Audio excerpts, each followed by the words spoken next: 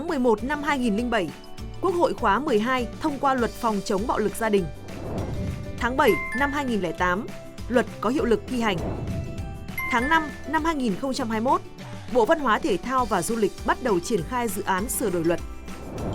Cuối tháng 5, đầu tháng 6 năm 2022, dự án luật phòng chống bạo lực gia đình sửa đổi được đưa ra thảo luận tại kỳ họp thứ 3 Quốc hội khóa 15. Tháng 10 năm 2022, dự kiến luật phòng chống bạo lực gia đình sửa đổi sẽ được Quốc hội khóa 15 xem xét thông qua. Trong quá trình sửa đổi luật phòng chống bạo lực gia đình, phương pháp lấy người bị bạo lực làm trọng tâm được áp dụng để đảm bảo quyền của họ.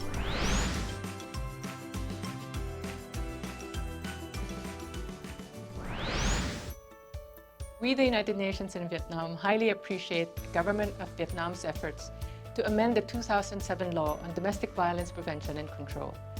This reflects the government's determination to address domestic violence and put in place mechanisms which meet international standards.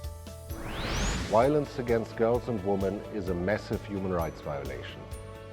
We welcome decision to approve the new amended law this October 2022. For Spain, it is a priority of the whole of the government, and therefore I think that we will be very welcoming always for any country that puts this matter into a priority. This is a very important matter, regardless of where you're from, what your culture is, what your background is. It affects all levels of society. It commends the government of Vietnam for its efforts to update its family and domestic violence legislation.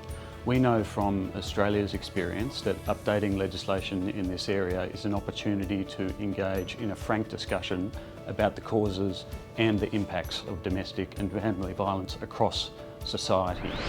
Well, I think the amendment of this law is really timely, and I think the new version shows some good progress, some good steps in the right direction. It's more focused on the individual. It's centered on the rights and the needs of the victims and the survivors. And it also provides for a better coordination between relevant authorities to support.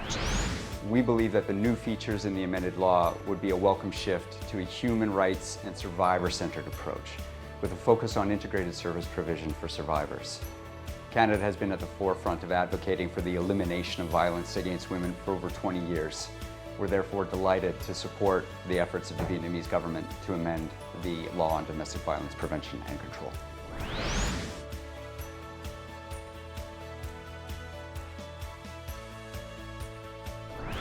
In the EU, we believe that changing the mindset is a milestone to end domestic violence. Non-state actors play a central role in the achievement of this objective.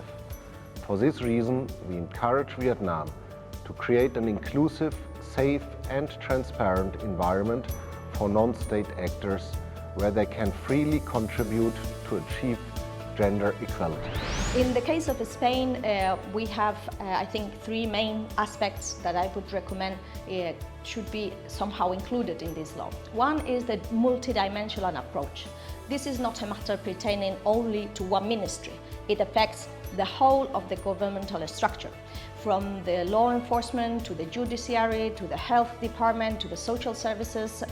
Everyone should be involved. For every part of the government departments, it should be a priority. The second aspect is public awareness. In the case of Spain, we did a lot of public campaigns paid by the government to make sure that the whole of the society, men and women, understood the importance to fight against this very important problem. The third aspect is to put the victim in the center of all the actions. She is the one we need to protect. And therefore, we need, for instance, in the case of Spain, we created a 3-digit free-toll number that was broadcasted in the media and in the television every single day.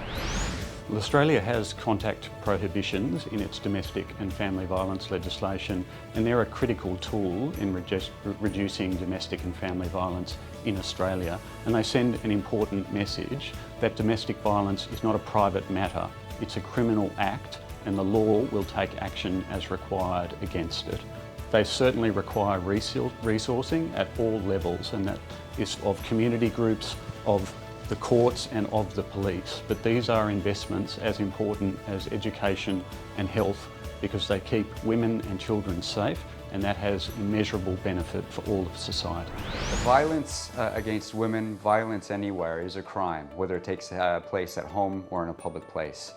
Most acts of family violence are crimes in Canada, and they're prosecuted under the Criminal Code. The Criminal Code also contains a number of special provisions that serve to protect the victims. The courts can provide for release conditions such as a no contact until the trial or appeal. Even where there's no offence that has been committed yet or a crime has not been proven, where personal safety is feared, courts can also order peace bonds or recognizances, which require an individual to agree to specific conditions to keep the peace. Well, I think this law actually aligns quite well with what we have in Sweden. Well, I think first you need a very strong and clear legislative framework, so I think it's a good step with the amended law. Then we all know that the implementation is key. So I think a focus should be, from our experience, to create a one-stop shop for the victims. So the different authorities are coordinating well their response to the victims and the survivors. So we have good shelters, hotline for women, children and other victims to get support in a timely manner, and this is often organized by organizations but are supported financially by the government. Violence against women and girls is a manifestation of gender inequality, which is deeply rooted in Vietnam. In addressing domestic violence, we must look into not only legal and policy frameworks, but also their full implementation. We must address harmful social, cultural practices leading to violence, especially as most violence is not reported in Vietnam and hidden in Vietnamese society. To achieve SDGs by 2030, we must not leave anyone behind, including survivors of domestic violence.